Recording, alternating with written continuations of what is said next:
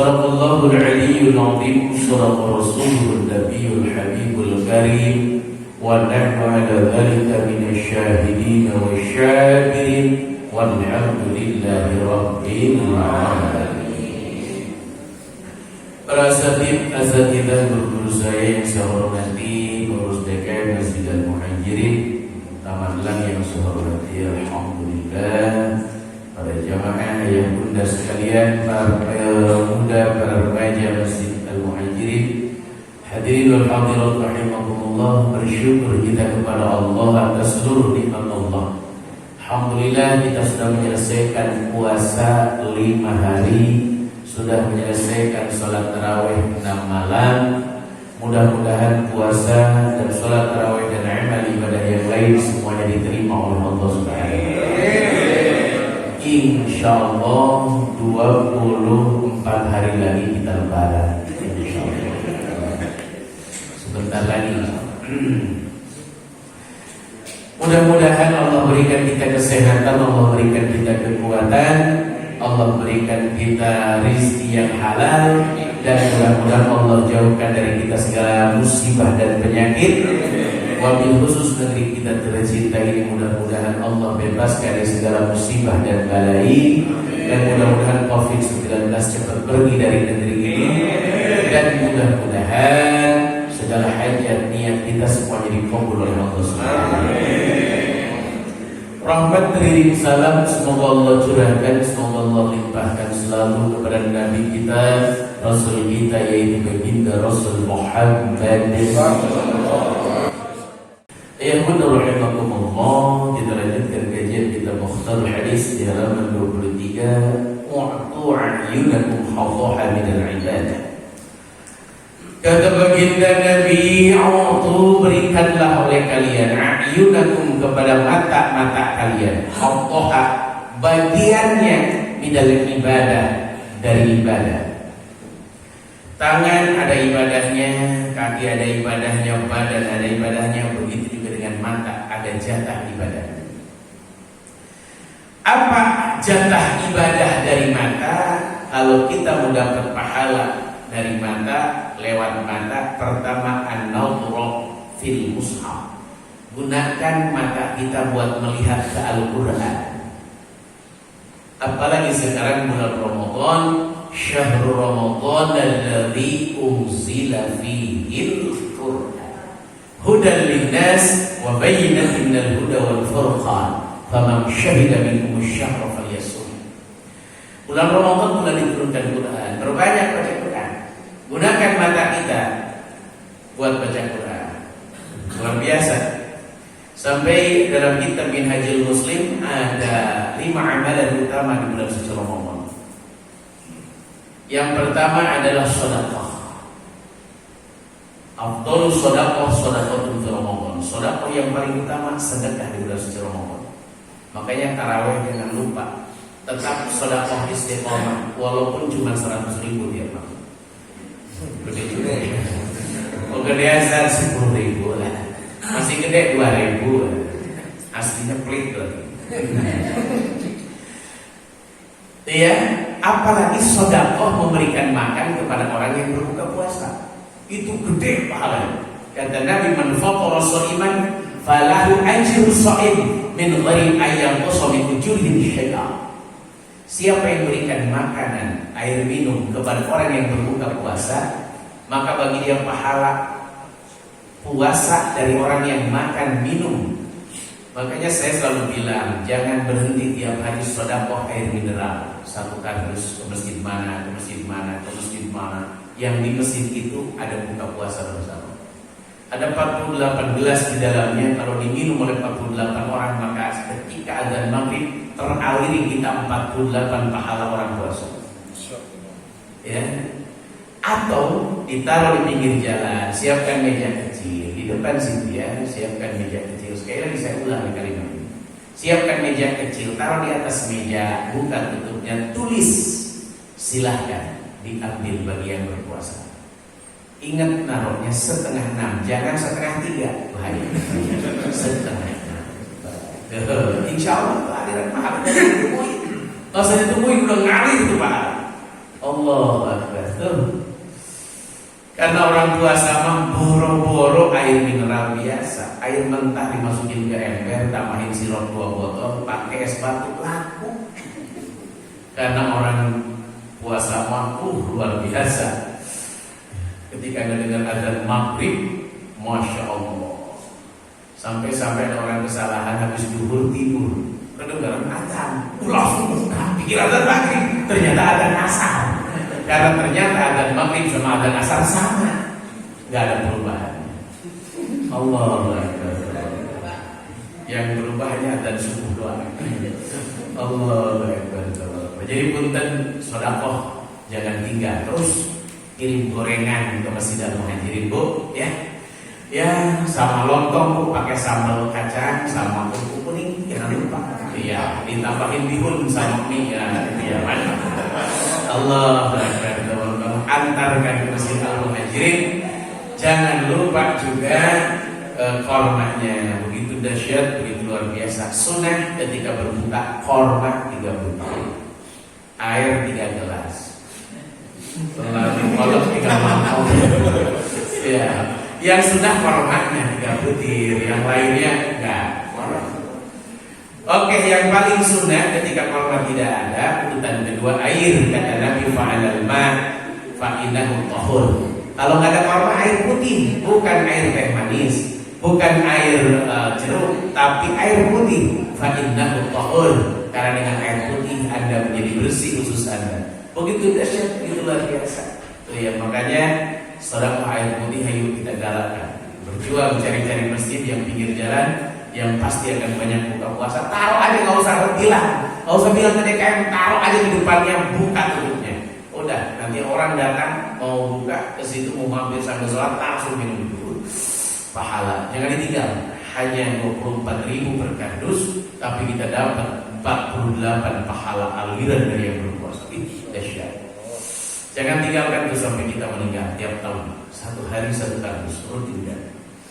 Itu sedekah paling mudah, murah dan ringan. Ya, bisa nyuruh anak kita ya, antarkan ke sana, insyaallah. Yang kedua, malam di Ramadan adalah tilawatil Quran, berbanyak baca Quran karena ada hak mata kita dalam baca Quran. Sekarang hari ke-6 insyaallah sudah khatam 2 kali ya, insyaallah ya. 2 kali. Kalau orangnya 60 orang. Iya, kalau sendiri mau beratnya luar biasa. Siapa yang pengen khatam 7 kali, maka setiap habis sholat 7 juz. Iya, insya Allah 1 bulan harus khatam juga. Boro-boro Ustaz, baru melihat habis subuh mata perih, habis maghrib masih lapar, nggak sempat baca Quran. Habis isya ngantuk, udah tamat udah kita. Akhirnya nggak baca Quran. Ingat ada hak pada kita. Yang ketiga, qiyamul lail. Amalan utama di Ramadan baca Quran, setelah itu adalah salat tarawih. Amalan yang ketiga, salat tarawih. Jangan tinggalkan salat tarawih. Ingat, tarawih bukan 1 minggu tapi 1 bulan. Jangan sampai Masjid Al-Muhajirin ditinggal. Apalagi sekarang haram mudik, nggak boleh mudik. Iya, kalau rekreasi mah nggak apa-apa. Mudik ya nggak apa. Iya. Kebetulan kampung saya di Pangandaran, jadi saya bisa rekreasi di Pangandaran. Bisa rekreasi di Pangandaran. Alhamdulillah. Jadi punten begitu dahsyat, begitu luar biasa. Ya, kita lakukan tarawih sampai malam terakhir, malam ke-29 kalau 29 hari, malam ke-30 kalau 30 hari. Jadi jangan tinggalkan tarawih, karena tarawih hanya di bulan suci Ramadan. Dan jangan buru-buru sholat tarawih. Jangan ngikutin yang 6 menit selesai. Enggak perlu, haram ngikutinnya, karena tidak akan sah sholat kita. Ikutinlah yang paling lambat. Mana imam yang paling lambat, itu yang dipakai. Iya, insya Allah. Iya, Ustaz Zumroni paling lambat. Nah, ikutin harus ikutin yang paling lambat, karena sholat tarawih sholat santai. Iya. Malam saya imamnya dialamin, Pak Ustaz baru kali ini loh pulang sholat tarawih malam. Oh gitu. Iya, salah sendiri saya diundang ke sini. Kalau saya diundang ke sini ya resiko harus lambat, karena saya nggak bisa ngebut maksudnya. Iya, karena imam itu akan dimintai pertanggungjawaban di hadapan Allah nanti. Kenapa Anda berani ngebut? Kan ribet. Iya, di bawah lapangan itu ada ribuan orang. ada yang sakit, ada yang lututnya udah coplok gitu ya. Iya, ada yang lagi kekenyangan, jangan terburu-buru, gitu ya, harus pelan, ya, gitu. Yang selanjutnya adalah sholat. Yang selanjutnya adalah i'tikaf. Perbanyak i'tikaf di masjid. Ini amalan utama. Alhamdulillah. Bulan Ramadan saja kayak begini penuhnya sholat semua, apalagi di luar Ramadan. Makin amin. Nah, oleh karena itu bersyukur kepada Allah, kita bisa i'tikaf di masjid. I'tikaf itu nggak ada malam, bisa siang, bisa malam, bisa sore, bisa pagi. Setiap ke masjid niat saya i'tikaf di masjid. Apalagi yang cicilan mobil 3 bulan belum kebayar, banyakin dia di masjid. Jadi yang nagihnya nggak enak. Banyak yang masjid. Terakhir iman, umroh. Umroh di bulan Ramadan itu sama seperti haji bersama baginda Nabi. Saking dahsyatnya umroh di Ramadan. Silakan Pak Umroh. Alhamdulillah sudah dibuka oleh Menteri Agama, disampaikan yang penting sudah vaksin 2 kali dan vaksinnya diakui oleh WHO. Diakui oleh WHO. Nah, Sinovac diakui apa enggak saya nggak paham. Ya, silakan. Nah, yang penting sudah divaksin, yang keduanya yang penting punya ongkosnya. Kalau nggak punya ongkos mana bisa berani?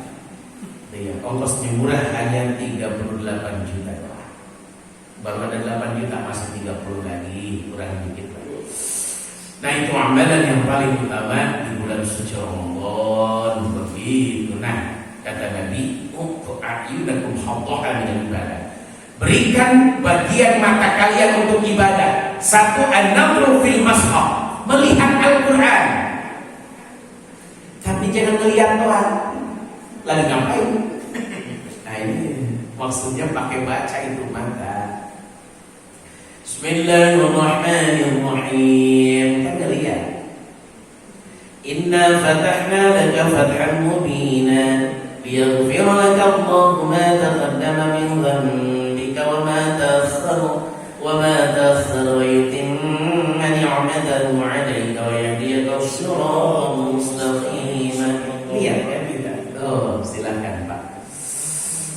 Yang kedua, gunakan mata, bagian mata kita ibadah, wa tafakkur fihi. Berpikir, memikirkan apa yang ada di Quran. Kita pandang ayat ini. Al-fitnatu asyaddu minal qatl. Contoh, fitnah itu lebih kejam daripada pembunuhan. Dipikirin, kok fitnah bisa lebih kejam daripada pembunuhan? Berarti lebih baik dibunuh daripada fitnah. Bukan begitu. Maknanya dipikirin oleh kita. Ternyata kalau kita memfitnah orang, yang mati bisa puluhan orang, tapi kalau membunuh hanya 1 orang. Jadi bahayanya fitnah itu timbul pertempuran antar perumahan, timbul pertempuran antar sekolah, timbul tawuran antar RW. Itu gara-gara fitnah. Tapi kalau membunuh yang meninggal 1 orang, tapi kalau sudah fitnah yang membunuh, yang terbunuh bisa ratusan dan ribuan orang.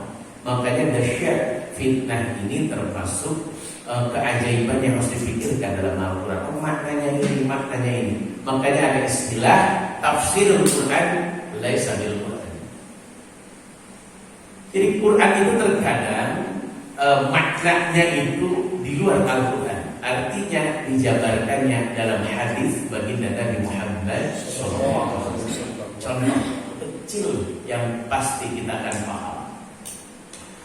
Di Quran itu ada perintah warka'u wasjudu, suruh ruku, suruh sujud. Kalau lihat di Al-Quran ya berarti kewajiban sholat itu hanya ruku dan sujud. Tapi punten, ketika prakteknya tidak bisa sholat zuhur ruku sujud doang, asar ruku sujud doang. Tapi kata Nabi, shollu kama ra'aitumuni sholli. Sholatlah kalian seperti melihat aku sholat. Ada takbiratul ihram, ada doa bacaan Fatihah, ada baca surah, ada ruku, bacaan ruku, ada sujud, ada bacaan sujud, ada i'tidal, ada duduk di antara sujud. Nah ini makanya nggak bisa terkadang langsung ditafsirkan Quran. Rata-rata orang yang mentafsirkan Quran hanya dengan otaknya sendiri, tanpa ditafsirkan dengan Quran, dengan hadis dan pendapat ulama, mohon maaf biasanya sesat dan menyesatkan. Asal bisa bahasa Arab dia artikan biasanya sesat dan menyesatkan. Kenapa? karena dia tidak mengerti bahwa Al-Quran harus dimaknai oleh hadis dan lain sebagainya. Yang ketiga, hak mata kita wal-i'tibar 'inda ajaibihi. Mengambil pelajaran inda ajaibihi, ketika bertemu dengan ajaib, keajaiban, keluar biasaan yang ada di Quran. Bapak, Quran itu bukan main-main. Quran ini begitu dahsyat, begitu luar biasa. Punten saya cerita, ada orang Turaki. Ini ajaibnya Quran, orang Turaki. Dia sekolahnya di SMP 12 Tangerang, di turunan saya. Subhanallah, si anak perempuan ini malu, gak pernah berani buka jilbabnya dari kecil, dari SD. Kenapa? Rambutnya botak, dia nggak tumbuh rambutnya. Nah, satu saat saya dipanggil ke sana, disuruh didoakan karena udah berobat kemana-mana gak sembuh. Akhirnya saya coba itu, saya bacain ayat Al-Quran sesuai kemampuan saya yang saya hafal. Saya bacain Quran sambil saya totok kepalanya, sudah. Ya, saya nggak tahu, selanjutnya nggak tahu. Jadi saya nggak tahu, selanjutnya nggak tahu. Nah, sudah 2 tahunan, kemarin diundang lagi ke sana. Ada orang yang minta diobatin karena udah parah penyakitnya, minta dibacain Quran lagi. Saya tanya, Ibu, bukannya di sini ada pernah anak kecil saya, anak SMP saya, betul Ustaz. Sekarang rambutnya udah bagus, Ustaz. Subhanallah, rambutnya ini bagus banget. Subhanallah, saya malah nggak berpikir apa-apa ya, saya bacakan orang kita mah nggak bisa apa-apa. Yang mengabulkan doa adalah Allah, yang membuat keajaiban adalah Allah. Kita mah nggak bisa apa-apa. Itu subhanallah, rambutnya. Nah, ini keajaiban Al-Quran. Ada seorang mahasiswi UIN, namanya Nanda Cynthia Milania. Beliau berduka dari SMP, itu wajahnya jerawat yang luar biasa, gede-gedenya luar biasa. Dia ke dokter yang terkenal karena kebetulan orang tuanya orang mapan, ke dokter yang terkenal, gak sembuh. SMA makin parah, gak sembuh. Nah, ketika dia kuliah di pesantren dia tinggal di dekat kampus, selalu ada gangguan di kamar mandi di apa. Akhirnya diundanglah saya ke rumahnya di Pasaraya. Pak Ustaz, bisa nggak ke rumah saya? Akhirnya saya rukyah. Boleh nggak? Saya bilang, saya bacain Quran sekalian wajahnya, tapi mohon izin, wajahnya saya sentuh pakai kain. Mohon izin wajahnya saya sentuh pakai kain. Subhanallah, tabarakallah, dahsyatnya Al-Quran, dahsyatnya. Sekali lagi, bukan hebatnya yang merukyah nggak ada apa. Yang hebatnya Al-Quran. Atas pertolongan Allah melalui bacaan Al-Quran yang dibaca, itu wajahnya yang tadinya hancur, yang tadinya masalah kalau difoto, menampilkan foto wajahnya di WA, di DPWA, nggak berani. Sekarang masya Allah, bersih wajahnya, bersihnya luar biasa. Nah, itulah ajaibnya Al-Quran. Makanya kalau ada anak sakit, bacalah Quran. Ya, bacain Quran sendiri aja, baca Fatihah 7 kali, ayat kursi 7 kali, tiupin, suruh diminum amanah, insya Allah anak mabok. Jangan pakai, cukup tiup aja, gitu. Jangan pakai, iya, insya Allah. Begitu dahsyatnya Quran. Ada orang rajin datang ke rumah, ke pesantren itu mau. Dia nggak punya keturunan, sudah 4 tahun menikah itu nggak punya keturunan. Akhirnya saya bilang, saya bacain Quran dia di air, dan kamu tiduran aja, ke suaminya pegangin ya. Saya bacain Quran di air, baca. Idza zulzilatil ardu zilzalaha wa akhrajatil ardu athqalaha. Saya baca sampai 36 kali. Setelah dibaca saya teteskan sedikit, netes itu kepalanya, nangis kemencung, netes sedikit doang. Begitu air yang dibaca doang, ditetesin doang. Begitu dahsyat, itu luar biasa. Siapapun bisa melakukannya. Ya, yang penting niatkan karena Allah dan yakinkan yang hebat bukan yang baca, yang hebat bukan Al-Quran, tapi yang hebat adalah pertolongan Allah. Harus yakin. Nah, ini begitu dahsyat itu Al-Quran, makanya disilahkan didawamkan baca Quran. Nggak punya duit, baca Yasin 3 kali. Insya Allah kenyang baca Yasin. Iya. Kenyang. Ya kasih. Iya. Kayak kalau santri di pesantren dulu nggak punya uang, nggak punya beras, kata kiai baca yasin 3 kali ya. Kalau lapar baca yasin. Insya Allah kenyang baca yasin. Bukan kenyang perut, kenyang baca yasin. Insya Allah. Baik itu ya. Jadi ada 3 hak mata kita. Satu an-nadhru fil mushaf, an-nadhru fil mushaf, melihat Al-Quran. Yang kedua tafakkur fi, memikirkan ini panjangnya sekian, mantobi namanya, nikmat jais munfasil sekian panjangnya, nikmat wajib muntasil sekian panjangnya, nikmat silah qasira, nikmat silah tawilah, nikmat far'i, ini nikmat aril disukun, nikmat lazim musaqal kilmi, ini nikmat lazim harfi mukhafaf. Ini terus kita pikirkan. Ini guna, ini ilhar, ini ikhfa.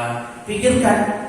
Ini ikhfa usad, ini ikhfa am'an. Terus pikirkanlah kita. Jadi kita tidak pernah mata kita digunakan buat yang baik. Jadi itulah Al-Quran. Yuk, mumpung Ramadan, perbanyak baca Al-Quran. Tiap waktu, tiap saat.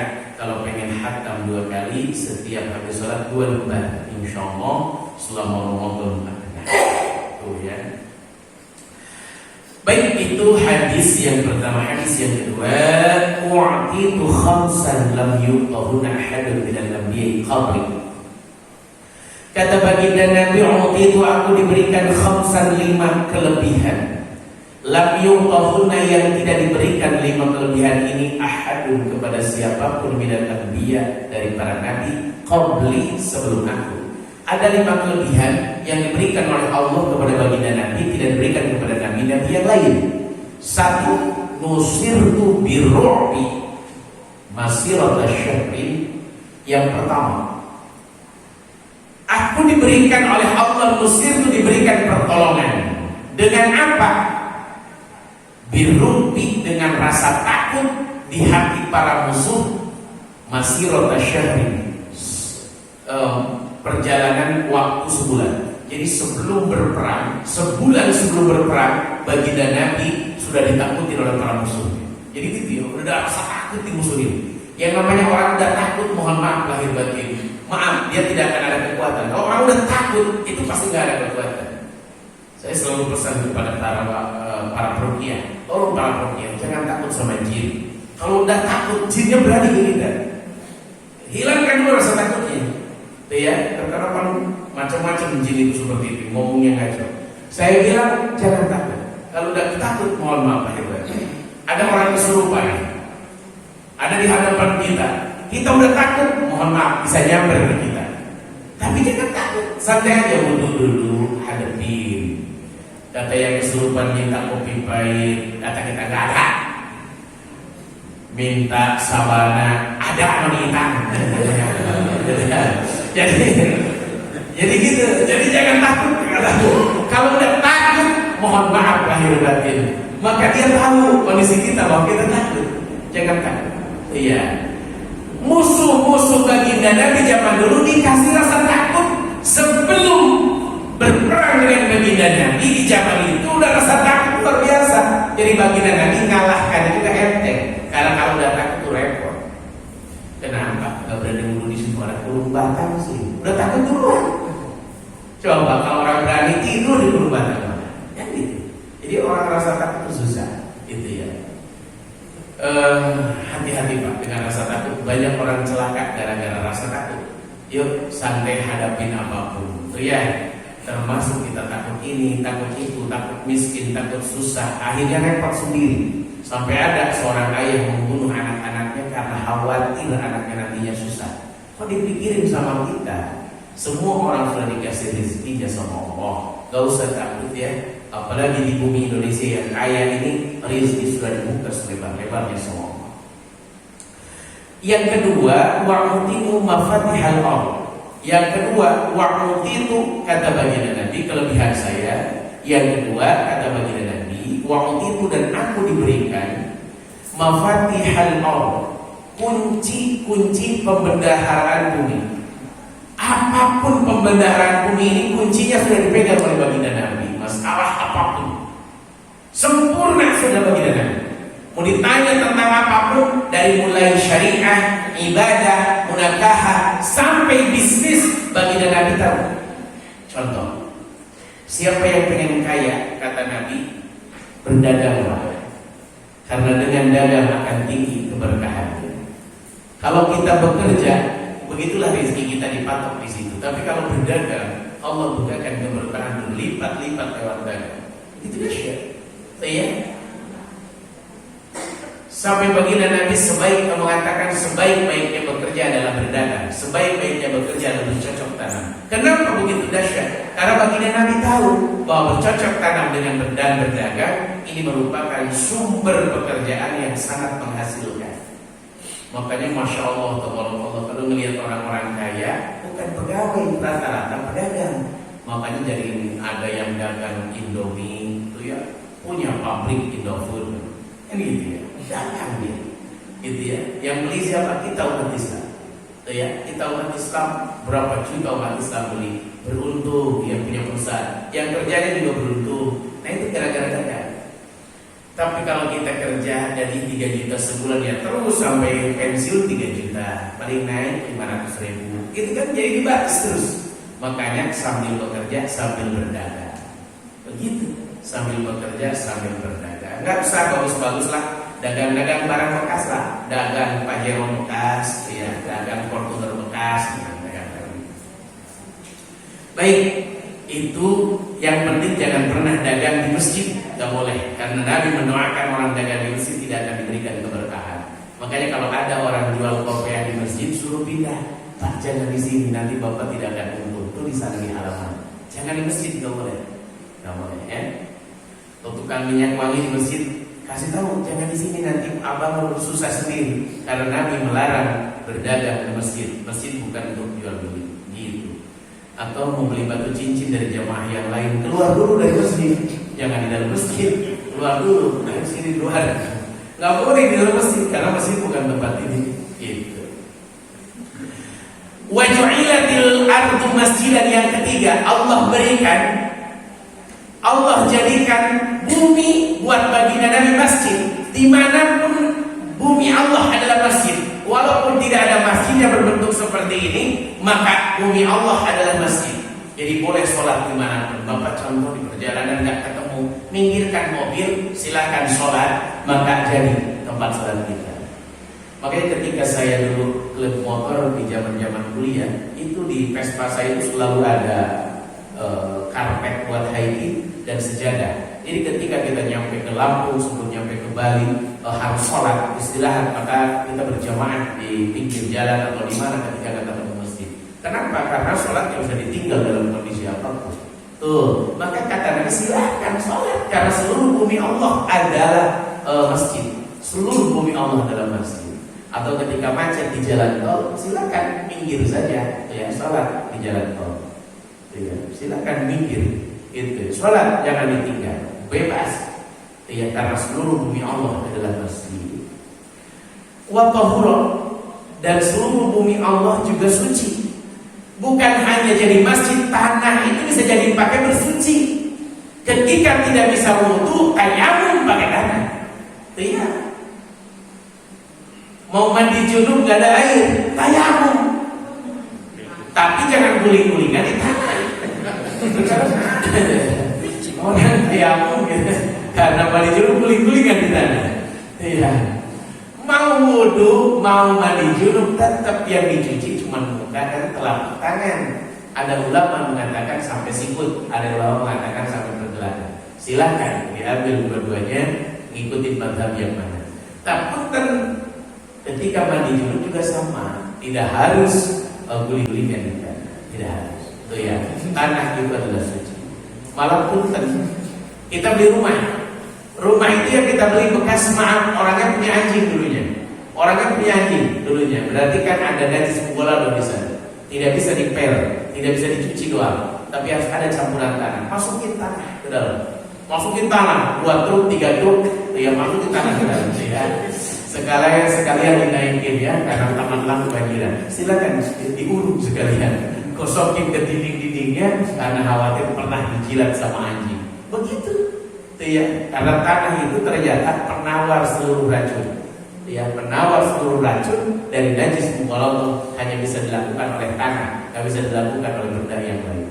Oh, begitu luar biasa itu tanah. Masya Allah, tabarakallah. Makanya kita ini makhluk Allah yang mulia karena berasal dari tanah dan akan kembali ke tanah. Di dunia pun makan minum berasal yang dari tanah. Singkong rebus dari tanah. Ini kita ubi dari tanah. Iya, jengkol dari tanah. Oke, selanjutnya waj'ilat ummati khairal ummah. Yang keempat, Allah jadikan umatku khairal ummah. Umatku adalah sebaik-baiknya umat. Beruntung kita jadi umat Muhammad, karena setiap antara umat Nabi Adam sampai umat Nabi Isa ditutup dengan umat Nabi Muhammad. Umat yang terbaik adalah umat Muhammad. Beruntung sekali. Sampai di akhirat itu akan didahulukan umat Muhammad dulu masuk surga, baru umat-umat yang lain. Subhanallah, beruntung sekali. Subhanallah. Bapak kalau kita buka kitab Nash'ul Ibad halaman 38, 37, 38. Nabi Adam pernah bicara begini. Wa hukiya anna Adam alaihi salam qala. Dihikayatkan Nabi Adam pernah berkata, ini kata karangan Syekh Nawawi Al-Baghdadi. Inna Allah a'ta'um ummata Muhammadin arba'a karamatin ma'ataniha. Kata Nabi Adam, sesungguhnya Allah memberikan 4 kemuliaan kepada umat Muhammad yang tidak pernah diberikan kepadaku. Kata Nabi Adam, 1, qabulu taubati bi Makkah wa umat Muhammad yatubuna fi kulli makan fa yuqbalu taubatuhum. Yang pertama, Allah menerima tobat Nabi Adam hanya di Makkah saja. Tidak bisa dilakukan di Indonesia, tidak bisa dilakukan dimanapun. Nabi Adam. Sedangkan umat Muhammad itu bertobat dimanapun pasti diterima sama Allah. Itu beruntung sekali. Nabi Adam berbuat maksiat makan buah beli di surga, itu diterima tobatnya hanya di Mekah saja, di kota Mekah yang disebut dengan Arafah, itu yang di Arafah. Disitulah beliau menangis, disitulah beliau betul-betul menundukkan kepalanya, meminta ampun atas kesalahan beliau. Kita mah tidak. Noel cewek di Tangerang harus tobat ke Mekah, ongkosnya berapa? Allah mau ngasih kemudahan buat umat Muhammad. Ente banget. Tobat harus sudah Muhajirin selesai. Yang kedua, ketika aku bermaksiat, aku bersama istriku. Tapi ketika aku bermaksiat, aku pisahkan antara aku dengan istriku. Baginda Nabi Adam dengan Ibu Siti Hawa makan buah khuldi bareng-bareng. Tapi ketika makan buah khuldi langsung dipisahkan. Makanya sampai sekarang kuburannya pun terpisah. Ibu Siti Hawa tetap di Jeddah kuburannya. Iya. Makanya oleh karena itu mohon maaf ya, mohon maaf. Kita mau beruntung umat Muhammad terkadang melakukan maksiat jauh dari istri kita, bisa pulang lagi ketemu istri kita. Istri kita baik, papa dari mana ini? Baik benar. Padahal tadi habis godain siapa, habis ngeledekin siapa, tapi Allah berikan kemuliaan. Yang ketiga, kuntu labisan fala ma'asaitu ja'alani muliadan. Kata baginda Nabi Adam, ketika aku berdosa aku memakai pakaian, tapi ketika aku melakukan maksiat langsung pakaianku dicopot sama Allah. Pakaian surganya dilepas sama Allah sampai baginda Nabi Adam menutup kemaluannya dengan daun-daun surga. Tapi wa umat Muhammad ya'suna uratan fayahbisahu. Umat Muhammad pakai melakukan maksiat telanjang, fayahbisahu, dia tetap bisa pakai baju. Ibu mau kemana? Mau nganter anak renang? Cakep bener ibu mau pakai jilbab, pakai gamis, rapet. Pas nyampe ke kolam renang ibu dicopot semua, gamis dilempar, jilbab dilempar, ikut renang sama anak, ngedem aja kayak kodok lagi gitu ya. Pulang ke tangan orang lagi rapi lah. Hebat ibu mah habis renang juga masih rapi, data yang dicopotin semua di sana. Tuh ya. Nah itulah Allah kasih kemuliaan umat Muhammad. Yang terakhir, yang keempat kemuliaan yang diberikan umat Muhammad adalah inni asaitu dahilal jannah akhrajani minha. Kata Nabi Adam, aku berbuat maksiat di dalam surga, lalu aku dikeluarkan oleh Allah dari surga. Sedangkan wa ummatu Muhammad ya'suna kharijal jannah fayadkhuluna fiha idza tabu. Sedangkan umat Muhammad dia melakukan dosa tidak di luar surga, tapi dia bisa masuk surga kalau dia bertobat kepada Allah. Begitu dahsyat, itu luar biasa. Makanya umat Muhammad ini sebaik-baiknya umat. Alhamdulillah. Wa utitu syafa'ah terakhir. Yang selanjutnya kata Nabi, wa'uditu syafa'ah, akulah satu-satunya Nabi yang diberikan kesempatan bisa memberikan syafaat. Nabi yang lain gak bisa. Nabi Muhammad bisa memberikan pertolongan. Kenapa kita harus memperbanyak sholawat kepada baginda Nabi? Biar di akhirat bisa mendapat pertolongan dari baginda Nabi. Begitu dahsyat, ya. Jadi penting sekali Pak baca sallallahu ala Muhammad, Allahumma sholli ala Muhammad, ya Rabbi sholli alaihi wasallam, Allahumma sholli ala sayyidina wa maulana Muhammad. Terus kita baca ya salatullah salamullah. Ya, kenapa? Karena ternyata orang yang akan mendapat syafaat dari baginda Nabi, pertolongan dari baginda Nabi di akhirat, diantaranya adalah orang yang membaca sholawat dan orang-orang yang mengamalkan sunnah baginda Nabi. Sunnah baginda Nabi di bulan Ramadan, sholat tarawih, baca Quran, mengakhirkan sahur, mempercepat buka. Akhirkan sahur, Pak. Jangan sahur jam 2, jam 3 ya. Biasakan sahur itu setengah 4. Jangan jam setengah 6, jangan. Nah, itu udah lewat, itu terlalu terakhir. Jangan terakhir, itu terlalu terakhir. Setengah 4, jam 4, silakan sahur. Jangan terlalu malam, sunnah diakhirkan. Sunnah. Pak Ustadz, saya mau malas makan, jangan mikir malasnya, tapi mikir di sunnah Nabi. Gak usah banyak-banyak Pak, sahur gak usah banyak-banyak. Ya. Nasi putih sama rendang 2 kali nambah juga cukup. Iya, insya Allah. Gitu ya, jangan banyak-banyak. Yang kedua, mempercepat buka. Sunnah ketika azan maghrib dikumandangkan, lalu buka. Jangan sombong, masih kuat saya bentar aja jam 9. Jangan, gak boleh. Haram ini. Nggak boleh ketika azan maghrib sudah dikumandangkan di televisi atau di masjid, batalkan puasa kita. Ustaz pas lagi macet azan maghrib mau ngambil air nggak bisa, mau beli nggak bisa, susah. Masukin jari 5 ke mulut, udah habis Allah. Jangan ditahan kalau ada makanan. Jadi punten, jangan sampai kita menahan diri. Kalau udah azan maghrib maka percepat buka. Subhanallah, nikmatnya luar biasa ya.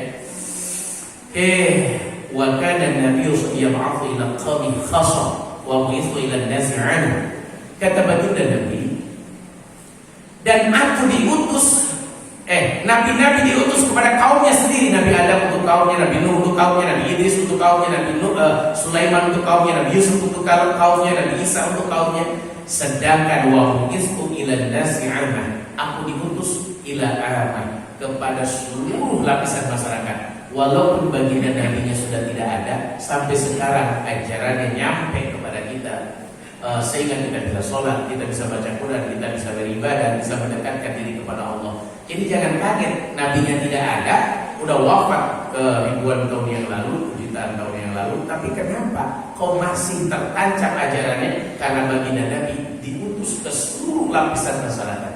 Banyak orang non muslim pun, orang kafir pun salut dengan sikap perilaku baginda Nabi kalau melihat ajarannya. Makanya pun terkadang ada orang yang benci banget dengan Islam malah dapat hidayah.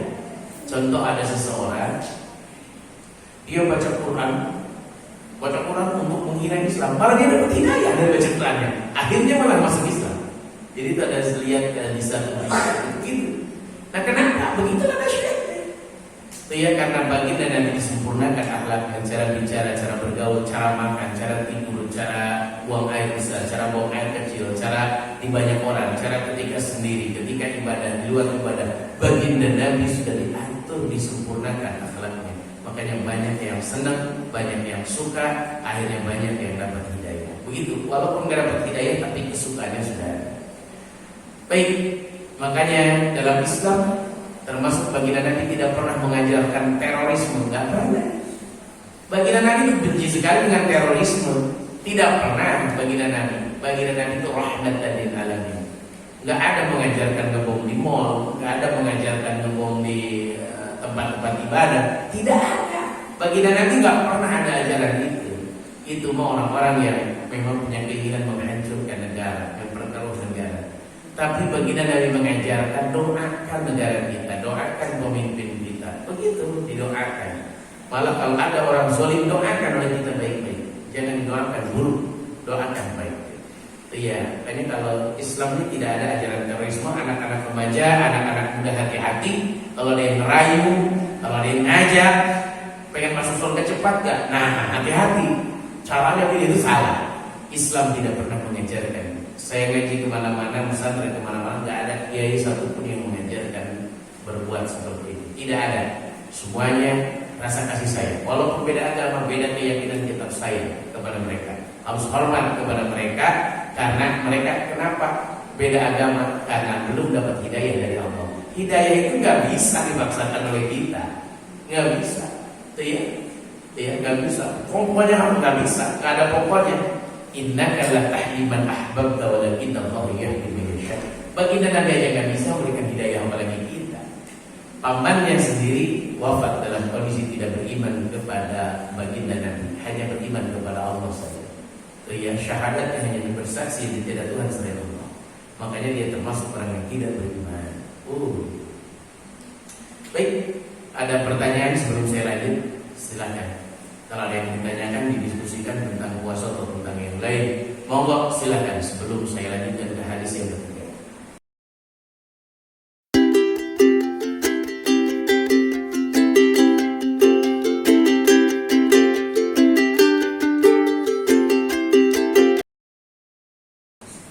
Yang pertama, ada orang-orang yang dikhususkan oleh Allah, dikasih mata yang tidak bisa melihat. Dia dikhususkan.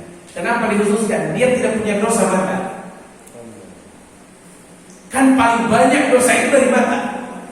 Mohon maaf, dia orang-orang khusus. Masya Allah, Abdullah ibnu Ummi Maktum, begitu sejarahnya, begitu dahsyat. Gara-gara apa? Tidak bisa lihat.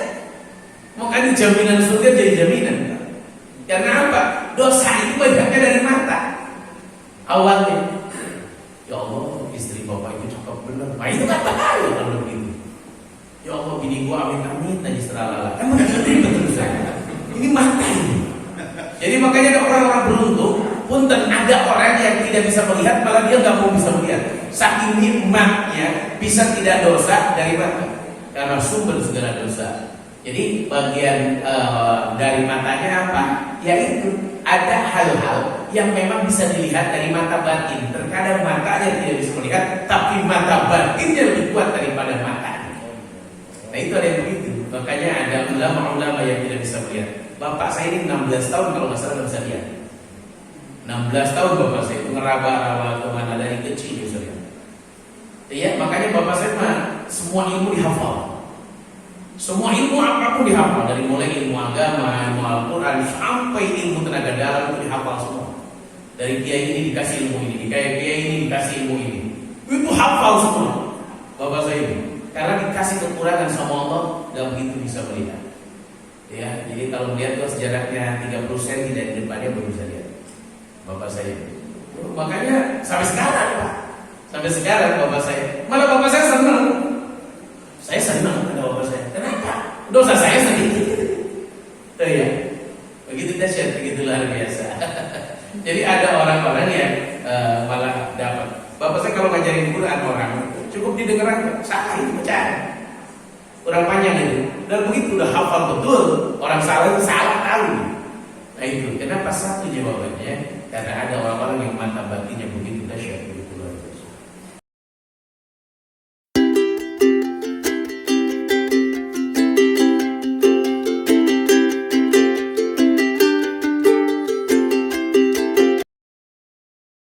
Baik, emang rasa takut harus ada, terutama takut sama Allah. Terutama takut sama Allah. Terkadang sama setan takut, sama Allah enggak. Ini masalah sebenarnya. Iya. Sama setan takut, sama Allah. Emang sama Allah harus takut, harus. Tapi kalau sama setan, mohon maaf lahir batin. Setan itu di mana-mana juga ada. Cuman beruntung kita tidak bisa melihat setan. Orang yang bisa melihat setan berarti di dirinya ada setan, harus diruqyah.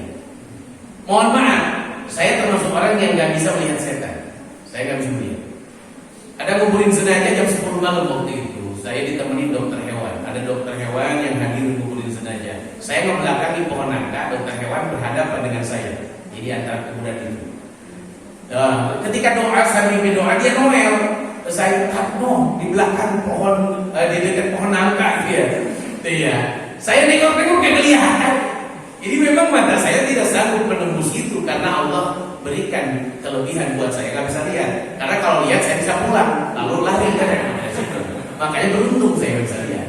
Jadi punten bunda, rasa takut bisa dihilangkan. Yang diajarkan oleh para ulama pertama, pegang pundak sambil baca ya Raqib, ya Raqib, ya Raqib, ya Raqib. Pegang pundaknya bu, ya Raqib, ya Raqib, ya Raqib, ya Raqib. Itu ya, itu satu yang diajarkan oleh para ulama. Yang kedua baca alam nasrah laka sadra. Berbanyak alam nasrah laka sadra. Itu ya. Yang ketiga ayat kursi kita baca. Itu ya. Kalau setan yang kelihatan lempar pakai kursi. Iya. Tapi punten ya, setan pun akan kelihatan. Kalau kelihatan itu terkadang itu hanya bayangan kita saja. Sekali lagi hanya bayangan kita saja. Karena setan yang kelihatan itu selemah-lemahnya setan. Sekali lagi, setan kalau udah kelihatan itu selemah-lemahnya jin. Selemah-lemahnya jin, bukan setan, jin. Kalau jin kelihatan itu selemah-lemahnya jin. Berarti dia dalam posisi lemah. Iya. Kalau dia kuat tidak akan kelihatan. Tidak akan kelihatan. Kenapa? Karena memang tidak mau kelihatan. Karena dia bukan makhluk yang nampak, tapi makhluk yang tidak nampak. Jadi oleh karena itu kuncinya cuma satu, deketin Allah dengan baca Quran. Jadi kalau di rumah takut, deketin Allah. Jangan deketin handphone, jangan deketin TV. Kalau deketin TV, deketin handphone, ya takut terus. Perasaan lagi nonton TV ada yang lewat di belakangnya. Gitu kan? Terkadang lagi sholat, kok perasaan ada yang ngikutin deh. Ke dapur, ada yang melototin deh. Ini perasaan takut semua orang ada, termasuk saya punya perasaan yang sama. Tuh ya, saya barusan lewat situ karena Tomang sekarang ditutup. Itu saya lewat situ, masya Allah saya rasa takut saya. Karena saya pernah lihat kuntilanak gitu ya, berdua pakai rok pendek. Ini saya rasa takut juga. Jadi ada setan lagi. Aduh, Allah, taman lalu saya doakan biar cepat jadi perumahan. Aduh, serem bener itu. Aduh, biasanya kan serem bener. Setan ini pakai rok pendek. Buat ya. Allah, dibuka kaca mas, macam-macam. Saya Ustad mau gratis.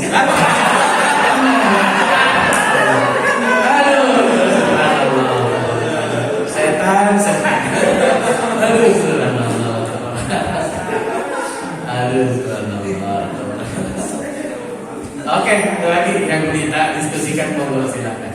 Bunda, perbanyak baca ayat kursi, perbanyak doa sama Allah, minta diberanikan melawan hawa nafsu karena alladzi yuwaswisu fi sudurin nas minal jinnati wan nas.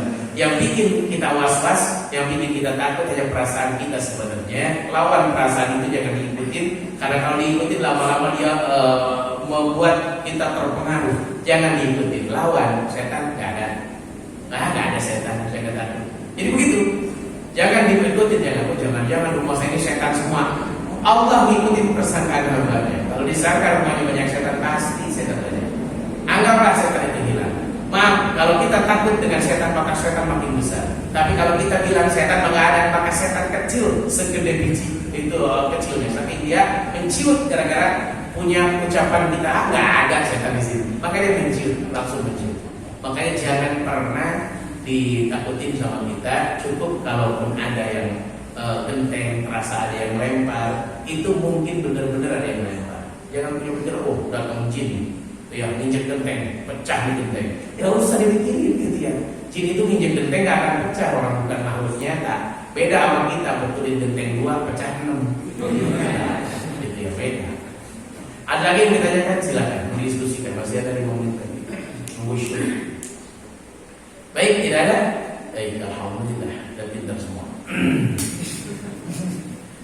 Terakhir, hadis yang terakhir, yang ketiga, utitu sab'ina alfan min ummati. Aku diberikan 70.000 dari umatku yang yadkhulul jannah bighairi hisab. Ada 70.000 umat Nabi Muhammad yang masuk surga tanpa dihisab. Mudah-mudahan kita semua. Wujuhuhum kal qamar lailatal badr. Wajahnya seperti bulan pada malam bulan purnama. Wa qulubuhum ala qalbi rajulin wahid. Hati mereka seperti satu hati Dia sama pikirannya. Pas tazattu Rabbi azza wa jalla. Lalu kata Nabi, aku minta tambah. Ya Allah tambah, jangan 70.000, lebihkan. Jangan 70.000, jangan. Akhirnya fazada ma'akuli wahidin sab'ina alban. Maka Allah menambahkan satu orang ditambah 70.000. 70.000 dikali 70.000 berapa jadi? Hah? Berapa itu? Saya matematika saya merah waktu itu. Jadi saya kalau udah dihitung pasti bingung. Hah? Jadi 70.000 dikali 70.000. Itulah umat Muhammad yang akan masuk surga tanpa dihisab. Masya Allah. Gak perlu dimahsyar, gak perlu ditimbang amal, gak perlu dimasukkan surga. Makanya di saatnya, ayah bunda sekalian, saatnya kita berdoa. Doa yang tidak akan ditolak ini 3 waktu di Ramadan. 1 pas waktu sahur. Yang kedua adalah pas waktu buka. Sedikit lagi mau buka, 5 menit sebelum azan maghrib, 10 menit sebelum azan maghrib. Dan selama kita puasa, maka doa kita tidak akan ditolak sama Allah. Makanya minta, ya Allah, masukkan aku dalam surga tanpa hisab. Ini betul-betul ini. Allahumma inna nas'aluka ridhatal jannah wa na'udzubika min sakhatika. Itu jangan ditinggal. Karena ini penting sekali. Bapak yang pengen punya usaha, inilah saatnya. Ramadan ini saatnya kita minta. Jangan sampai enggak. Sampai ayatnya khusus beres bahas puasa. Wa idza sa'alaka 'ibadi 'anni fa inni qarib. Kalau bertanya kepada hambaku tentang aku, sampaikan aku dekat. Ujibu da'wata da'i idza da'an. Aku mengabulkan doa orang-orang yang berdoa. Ramadan ini ladangnya kita berdoa. Yang pengen sukses, yang pengen anaknya apa, yang pengen ini, dunia dan akhiratnya, monggo. Dan yang nomor 1 minta surga, nomor 1. Oh ya, minta. Termasuk minta masuk surga tanpa dihisab. Allah yang benar Pak, masuk surga tanpa dihisab. Belas aja masuk surga. Orang lain disiksa dulu, jembatan Shiratal Mustaqim dulu. Dia main enteng tanpa dihisab, tanpa dihitung. Amal-amal di dunia, pernah berzina nggak dihitung, pernah berjudi nggak dihitung, nggak dilihat lagi, semua dosanya nggak dilihat, langsung masuk surga. Plus itulah 70.000 orang dari umat Nabi dikali 70.000. Iya, asalnya 70.000, Nabi minta tambahkan. Kata, saking sayangnya baginda Nabi kepada umat. Indah luar biasa. Makanya terus perbanyak membaca sholawat kepada baginda Nabi Muhammad SAW, dan teruskan amalan-amalan sunnah yang disunnahkan oleh baginda Nabi Muhammad SAW. Itu yang bisa disampaikan subuh kali ini, karena kita sarapan sebentar lagi. Hari ini dari sarapan, libur dari ini. Alhamdulillah ya, kita bisa silaturahim. Tetap istiqomah, ingat sholat tarawih jangan seminggu, jangan 2 minggu, tapi 1 bulan. Karena kalau dosa kita banyak, semakin banyak dosa, semakin harus banyak tarawih yang kita lakukan. Tarawih yang benar Ustaz, berapa rakaat? 20 rakaat. Menurut 3 mazhab, Syafi'i, Hanafi, Hambali, itu 20 rakaat plus 3 witir. Yang beda Imam Maliki berpendapat tarawih itu 36 rakaat ditambah 3 witir, jadi 39 rakaat. Yang 11 ngikutin siapa? Ngikutin hadis Siti Aisyah. Kata Siti Aisyah, baginda Nabi tidak pernah sholat malam lebih dari 11 rakaat. Padahal itu di luar Ramadan. Ya, baginda Nabi di Ramadan sampai pecah-pecah kakinya, keningnya sampai saking banyaknya jumlah rakaat. Mungkin lebih dari ratusan rakaat dengan baginda Nabi. Cuma kalau diperlihatkan ke umatnya kerepotan, bahaya. Ya, jadi silakan Pak, mau 8 rakaat boleh, mau 20 rakaat silakan, mau 36 rakaat monggo. Sekali lagi semuanya benar. Yang salah adalah imamnya 20 rakaat, makmumnya 8 rakaat pulang. Salah. Imamnya masih teriak-teriak, makmumnya udah ngopi di rumah. Ini yang salah. Padahal Nabi mengatakan, "Inna majuilal imam biyuktamabi." Imam diciptakan untuk diikuti. Kalau imam belum selesai, ya jangan pulang, tunggu imam selesai. Itu kan harus diikuti imam kan? Ya. Yang kedua, yang salah adalah bagian sholawatnya kenceng, bagian sholatnya lemes. Allahumma sholli ala Muhammad. Bagian sholatnya Allah. Terkadang mungkin surat beres baru berdiri. Allah, apal bagian ruku baru berdiri. Nah itu yang parah itu. Mohon maaf tidak ada ucapan yang tidak berkenan. Yang benar dari Allah, yang salahnya kemudahan pribadi saya mohon ampun kepada Allah. Subhanallahumma wa bihamdika asyhadu an la ilaha illa anta astaghfiruka wa atubu ilaik. Billahi taufiq wal hidayah. Wassalamualaikum warahmatullahi wabarakatuh.